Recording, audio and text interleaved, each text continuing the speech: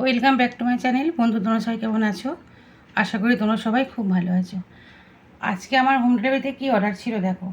আজকে সম্পূর্ণ নিরামিষ। তো আজকে আছে আলু পোস্ত, এখানে আছে আমাদের মুগের ডাল,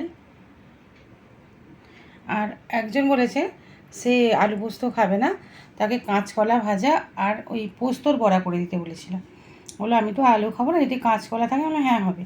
বললো তাহলে কাঁচকলা ভাজা আর একটা পোস্তর বড়া করে দেবে, সেই পোস্তর বড়া আর মুগের ডাল দিয়ে আমি ভাত খাবো।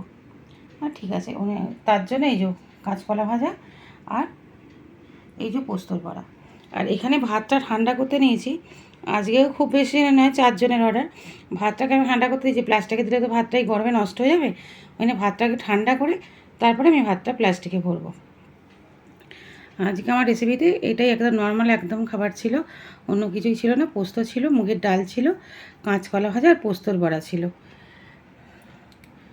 পোস্তটা অনেকটাই পোস্ত দিয়ে করেছি, কেন এতে আলু পোস্ত একটু পোস্ত বেশি করে না দিলে সেই পোস্তটা খেতে ভালো লাগে না, সেই কারণেই পোস্তটা একটু বেশি করে দিয়েছি।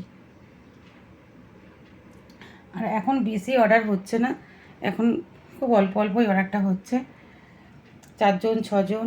এবার কোনো দিন অনেকগুলোই হয়েছিল, কিন্তু তোমাদের সাথে শেয়ার করতে অসুবিধা নেই। একটা বড় অর্ডার এসেছিলো, কিন্তু যে অর্ডারটা দেবে না সে একটু বলতে চাইছে কি, যা ধরো যদি 5,000 টাকা লাভ হয় তাকে 2,000 টাকা আমাকে দিয়ে দিতে হবে। আমি বললাম না, ওইরকম কারবার আমি করবো না। আমি এত পরিশ্রম করে যদি তাকে 2,000 টাকা দিয়েই দেবো, তারপর ধরো আমি যখন অনেক রান্না হবে আমাকে তো তখন একা পারবো না, কাউকে আমাকে রাখতে হবে। সেই কারণে না বলে দিয়েছি। দেখি না নিজে চেষ্টা করে আমি কতটা এগোতে পারি।